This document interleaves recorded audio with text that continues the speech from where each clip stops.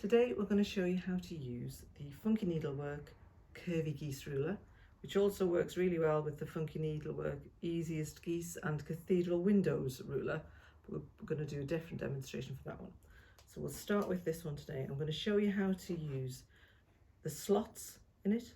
You need a propelling pencil, you need a bit of fabric. It's up to you what kind of fabric you use, but that's essentially all you need really. Little rotary cutter to keep you going. I'm going to move this to one side and I'm going to show you some of the shapes.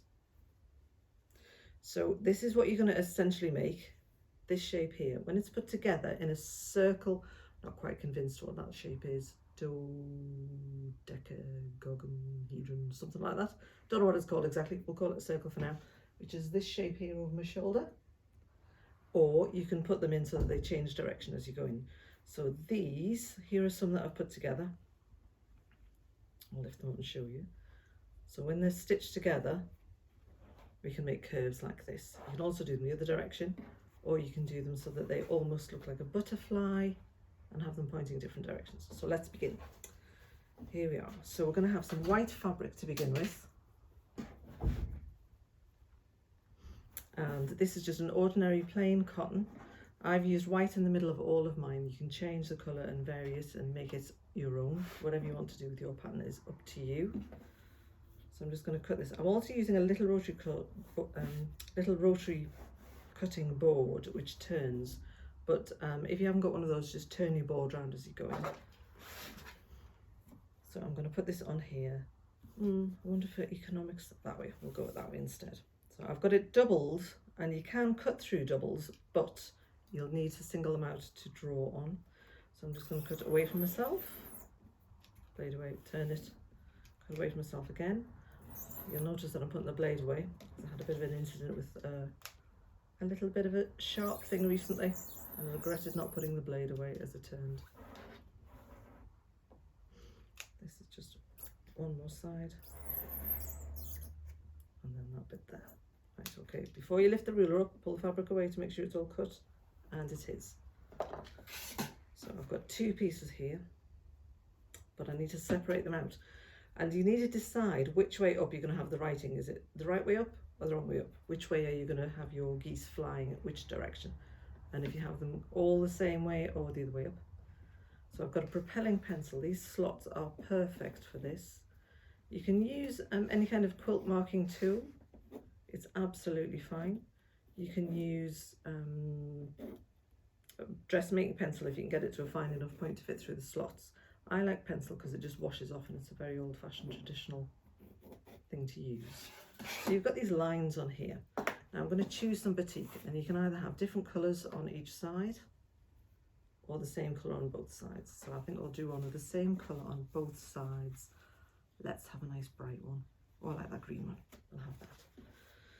So big ones first. So that's this side here. So when you put the fabric on, you need to make sure that you put it all the way up to the line, and then just double check that when you flip it over, it covers up all the white, because otherwise you're going to end up with a little bit sticking out. So fabric up to the line. I'm not even going to pin it. I'm going to go straight to the sewing machine. I'm going to use a 1/4 inch foot, and the 1/4 inch is going to go on the edge of the green. So I'll just stitch up there.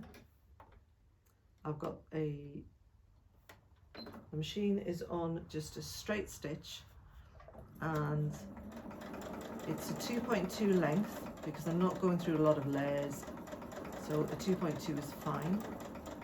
Not too fast, and then just stitch all the way off the edge of the white, which you'll see when you come to there. Needle up.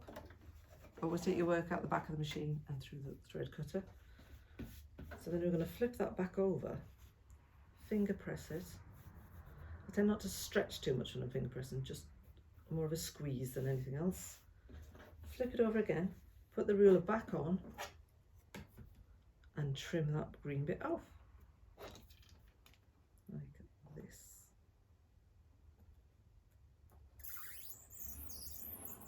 My rotary cutter is squeaking. I think it's probably in need of a little bit of an oil. Right, okay, so there we have one side. Now if I wanted to do a different colour on the other side, I could, but as it is, I think we'll just stick with the green. So this is the bit that gets interesting. So I could use this bit here, but then when I flipped it over, I wouldn't be sure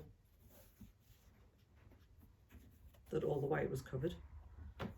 So I'm going to be really extravagant and use this part here. Now you'll see at this end here, the point, they overlap, and that's good because they will be hidden. So don't worry about that, because when you join them together, they will be hidden. And again, I'm not going to use pins, just put it up to the line, straight over to the machine, tuck in my threads, and start sewing. Needle in. If it moves, just put it back up to the line. The reason I like to use batik with this is there's no confusion about which side is up. It does work with printed cotton, so you just have to be a little bit more, take a little bit more notice about which is the top side and which is the bottom. So I'm going to flip that up,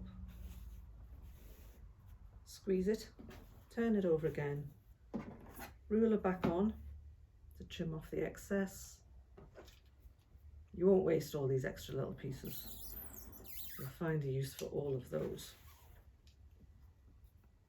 Quilters always do. A little bit there. Pull that away. And there we have some lovely, lovely curvy geese. So I'm going to stitch them together now. I'm going to show you a couple of different ways of arranging them. So here's some I did earlier. There are different directions that you can go in, so like that, or if you want to, you can go in a straight line. So I've got one here. So if you want to put them all in a straight line, you have one going one direction and one pointing the other. So like this. And I will just hold that up so that you can see. So you get a straight line out of them as well. And if you want to change direction, you can change direction with them. So you can change direction just by matching up the points. Which direction is that one? That's that one. That's great. Is that one the same? Or you can have them with a little, you can mix it up a bit and have as much pattern in there as you like. So I'll stitch a couple of these together and you'll see what they look like. So there's a green one, another green one. Yeah, we'll have 3 green. I'll stitch those together. So what you do is,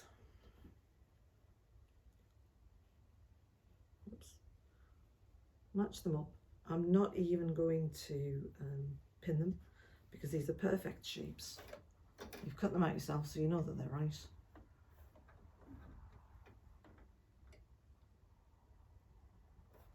I always start from the middle and go outwards because it's much easier to adjust as you're going. That's it. If you're going through a few more layers, you might want to start off slowly, and then when you get a little bit of there we go, halfway through, just readjust to make sure it's in the right place for the end to finish off with.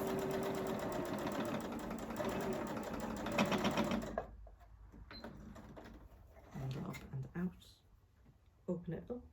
Should we do one more? You can see how the end part here is hidden inside there. We'll put this one on. There we are. We'll do this one. One more, and then you'll see how it looks. You see the general effect. Oh, I don't think that. See, I don't think that that's far enough in. There we go. That's better.